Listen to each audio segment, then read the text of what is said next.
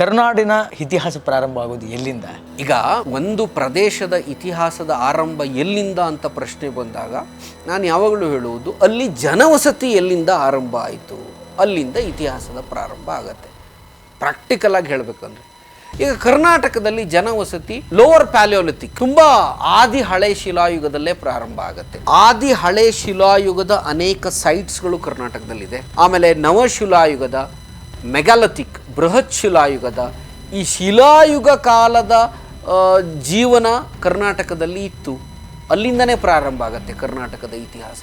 ಶಿಲಾಯುಗದ ಕಾಲದಿಂದಲೇ 50,000 ವರ್ಷಗಳು, 60,000 ವರ್ಷಗಳು ಹಿಂದೆ, ಅಂದರೆ ನಾಗರಿಕತೆ ಹೇಳುವಂಥದ್ದು ಬರುವ ಎಷ್ಟೋ ವರ್ಷಗಳ ಮೊದಲೇ ಕರ್ನಾಟಕದಲ್ಲಿ ಜನಜೀವನ ಇತ್ತು. ಕರ್ನಾಟಕದ ಇತಿಹಾಸ ಅಲ್ಲಿಗೆ ಹೋಗ್ಬಿಡುತ್ತೆ.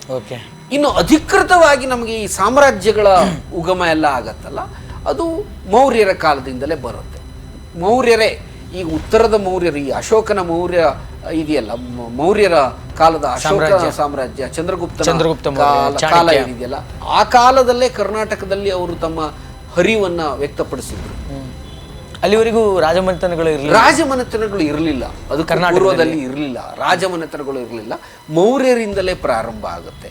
ಮೌರ್ಯರು ಪ್ರಾರಂಭ ಮಾಡಿಕೊಟ್ಟಂಥ ಆ ಒಂದು ಪದ್ಧತಿಗೆ ಆಮೇಲೆ ಶಾತವಾಹನರು ಬರ್ತಾರೆ, ಆಮೇಲೆ ಕದಂಬರು ಬರ್ತಾರೆ, ಆಮೇಲೆ ಗಂಗರು ಬರ್ತಾರೆ, ಚಾಲುಕ್ಯರು ಬರ್ತಾರೆ, ರಾಷ್ಟ್ರಕೂಟರು ಬರ್ತಾರೆ, ಹೊಯ್ಸಳರು ಬರ್ತಾರೆ, ವಿಜಯನಗರದವರು ಬರ್ತಾರೆ. ಅದರ ಮಧ್ಯದಲ್ಲಿ ಕಲಚೂರಿಗಳು ಬಂದು ಹೋದ್ರು.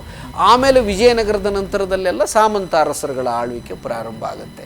ಹೀಗೆ ಎಲ್ಲ 200-300 ವರ್ಷಗಳ ಕಾಲ ಆಳ್ವಿಕೆ ಮಾಡಿ ಅವರದ್ದು ಆದ ಕೊಡುಗೆಯನ್ನು ಕೊಟ್ಟು ಹೋದರು. ಹೀಗಾಗಿ ಕರ್ನಾಟಕದ ಇತಿಹಾಸ, ರಾಜಕೀಯ ಇತಿಹಾಸ ಪ್ರಾರಂಭ ಆಗುವುದು ಮೌರ್ಯರಿಂದ. ಆದರೆ ಒಂದು ಸ್ಪಷ್ಟತೆ ಪ್ರಾರಂಭ ಆಗಿದ್ದು ಕದಂಬರಿಂದ. ಸ್ಪಷ್ಟತೆ, ಅದಕ್ಕೆ ಅಲ್ವಾ ಕರ್ನಾಟಕದ ಪ್ರಥಮ ಸ್ವತಂತ್ರ ಸಾಮ್ರಾಜ್ಯ ಅಂತ ಕದಂಬರನ್ನ ಕರೆಯೋದು. ಗಂಗರು ತಕ್ಷಣ ಸ್ಟಾರ್ಟ್ ಮಾಡಿದ್ರು, ಸೈಮಲ್ಟೇನಿಯಸ್ಲಿ ಪ್ರಾರಂಭ ಆದಾಗೆ.